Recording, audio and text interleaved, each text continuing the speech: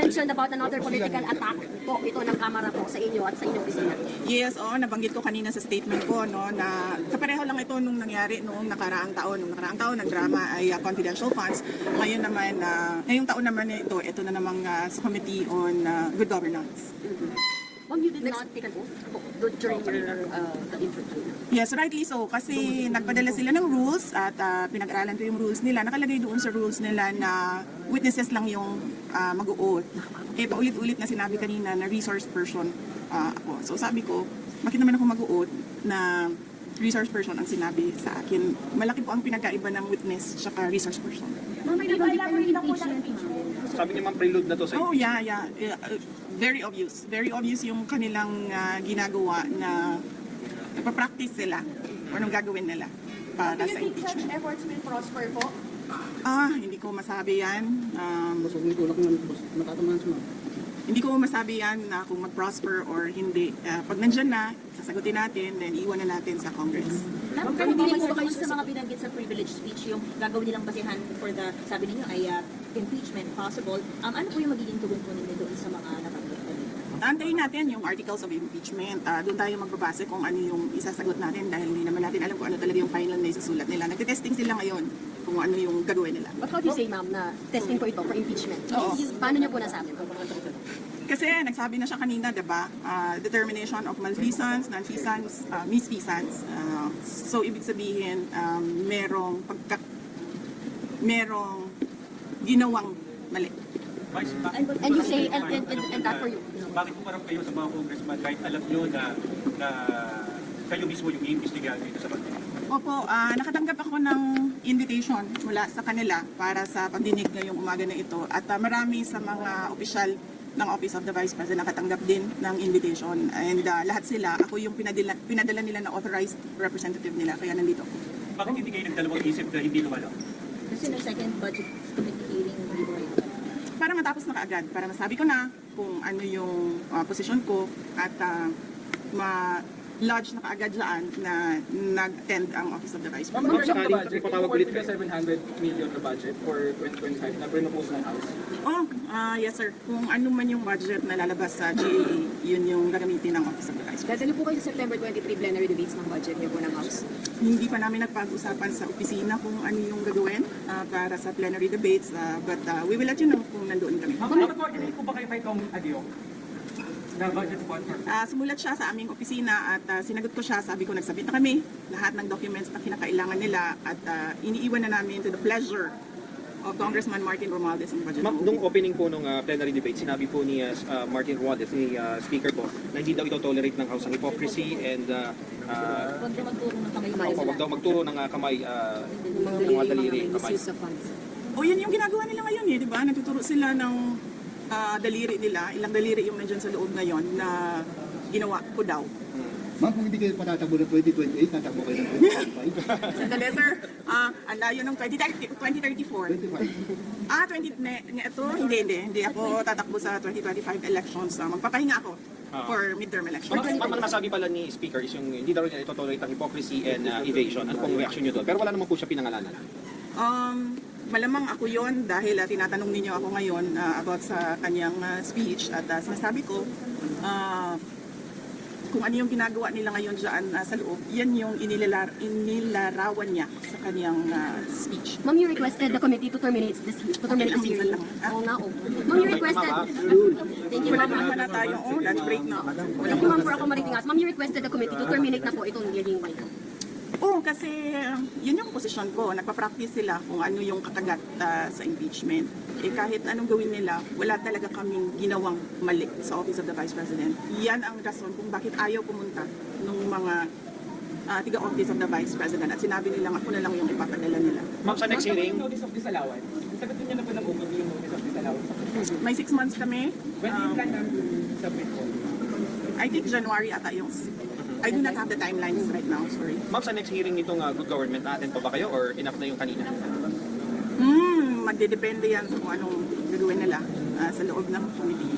Ma'am, yung ibang congressman nagsasabi po na wala naman daw po silang usap-usapan about impeachment. Sa inyo lang daw po nanggagaling yung pong impeachment na allegations. Naku, sino nag-inquire dito? Why, ma'am? Wala dito. Vice, so, Kasi last year, di ba lumabas na yung interview ni Congresswoman Franz Castro at sinabi niya na may impeachment at sinabi niya yung tatlo na grounds for impeachment. Last year pa yun, ma'am. Ma'am, I'm from Inquirer, pero clarify din po ni Congresswoman Franz na hindi raw involved yung leadership. Sabi niya, hindi raw involved yung leadership dun sa... Hindi naman kailangan kasi talaga involved yung leadership. So bakit siya nagde-deny? It's enough na pinag-uusapan ng mga members of the House of Representatives ang impeachment. Hindi naman kailangan involved ang leadership. pero ano sinasabi ng mga kaibigan nyo? Ongoing pa rin ba yung usapan sa impeachment? Paano sinasabi sa inyo ng mga close friend nyo dito sa House? Ang sinasabi sa akin ng mga tiga Mindanao, ang sinasabi sa akin ng mga tiga Mindanao ay pinag-uusapan talaga ang impeachment. At kapag tinatanong sila kung anong mangyayari sa 2028, ang sinasabi nila si Speaker Martin Romualdez daw ang candidate for 2028. Ma'am, amid all, President Marcos, nagkausap na ba ulit kayo amid sa mga nangyayari na ito? Wala. Hindi naman kasi kami talaga nagkausap niyan. Hindi kami magkaibigan. Unang-una, nagkakilala lang kami dahil naging running mate kami. So, bago pa man kami naging running mates, hindi na kami nag-uusap. Nagkausap lang kami during campaign at dahil sa trabaho noon, banda ngayon. Pero ma'am, kailan po yung last na Ang kaibigan ko talaga si Senator Amy Marcos. Kilala niya ako since 2012.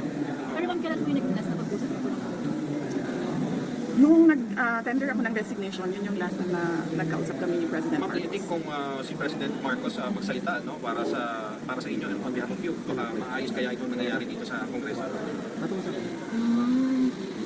Alam nyo, kasi madami hindi nakakilala sa akin, pero mag-share ako konti ng ugali ko. Hindi ako humihingi ng tulong. Alam niya ng tatay ko, naging mayor siya, naging president siya. Hindi ako humihingi ng tulong talaga. Kaya nga kanina kung nakita ninyo, kung nakita ninyo, lumapit ako kay Congresswoman Gloria Arroyo. Sinabihan ko siya, ma'am, huwag ka na magpa-stress. Dahil dito sa ginagawa nila sa akin, kaya ko ito. Don't stress yourself about it. Yan din ang sinabi ko kay Congressman Marcoleta. ma'am, sa gitna po ng lahat ng ito, how are you po? How do you feel about what's happening right now? And you mentioning even about the impeachment or possible. Iniisip ko lang na kapartihan ng journey ko as a government official, yung lahat ng nangyayari ngayon. Ma'am, sa tingin niyo po may hand si PBBM sa nangyayari ngayon dito sa Congress? Actions against you and the Duterte family. Sa tingin niyo may hand si Pangulo? Ma'am, hindi ko sagutin yan kasi sarcastic yung sagot ko dyan. Next. So, kumusta si Presidente Duterte? Kumusta yung mga advice niya sa inyo sa nangyayari ngayon na Bibi? Okay naman ata siya. Hindi kami nagkakausap ni former President Rodrigo Duterte, pero sinasabihan ko lagi yung mga nakapalibot sa kanya, nasabihan siya na huwag pa-stress sa nangyayari. Tulad ng sinabi ko din kay Ma'am GMA kanina. Ma'am, may regrets ba kayo na sumama kayo sa Unity kasama si President Marcos? Medyo mahaba kasi yan eh. It needs a sit down. Sit down. Sit down tayo, ma'am. Wala na, ma'am. Kaya, Anyways, May basihan ba yung sinasabi niya this is targeted para sa 2028, hindi kayo iboto ng mga tao? May basihan ba yun? May plano na ba kayo sa 2028 na? o siya nagsabi, yung sino yun? Yes, yung nag-privileged speech, siya yung nagsabi Pero kayo ma'am, na ano daw, huwag pagkatiwalaan, yan ba yung gusto or nag-aambisyon ng presidente, siya yung nagsabi. pero kayo ma'am, wala Pero kayo ba, tatakbo ba kayo 2028? Noong 2019, tinanong ninyo ako kung tatakbo ako sa... Noong 2017, tinanong ninyo ako kung tatakbo ako sa 2022. Noong 2019, tinanong ninyo ako kung tatakbo ako sa 2022 at sinabi ko na mag-a-announce ako kung tatakbo ako or hindi January 2021. Sinabi ko magsasagot ako January 2021. Ngayon? Sa ngayon, this very minute, magsasabi ako kung tatakbo ako sa fourth quarter ng 2026. 2026. Bibi, sorry to ask this question. Nagsisisi po ba kayo hindi niyo sinunod yung payo ng tatay niyo about sa pagtakbo? Hindi niyo That is a very good question.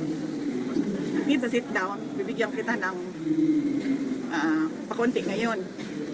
Naririnig niyo si PRD, di ba, ngayon? Nagsasabi siya, huwag ka tumakbo, President. Ngayon, sinasabi niya, yan din ang sinabi niya noong 2021. Huwag ka tumakbong President. Kasi nanggaling na ako dyan sabi niya, hindi siya madali na trabaho. Maawa ako sa iyo. He never said na run for president. Pero ma'am, never again na po kayo to team with the Marcos. Minsan sasabihin pa naman first. Oh, yes, I am. Pero ma'am, mga never again na to team with the Marcos. Oh, never again. Why, ma'am? Sit down tayo. Kailan niyo gusto, ma'am? Sa baba, ma'am. Ma'am, last question na lang. You kind of turned emotional when we asked you kamusta ka na kanina and you not asking for help to anyone, even kay CGMA. Kung makikita niyo, di ba, kahit asawa ko wala siya dito. Hindi ako tao na humihingi ng tulong. Sinabihan ko lang yung asawa ko kanina, sabi ko, maganda ka lang. Kasi sabi niya magluto ako, sabi ko, okay, sige magluto ka lang for dinner. Sit down natin, ma'am. Kailan ma'am? Ma'am, kailan niyo sit down? Share na lang kita. Joke lang. Tagalin nyo, Mike. Ma'am, siya lang po sila. Ano na, ayun, sabi na namin.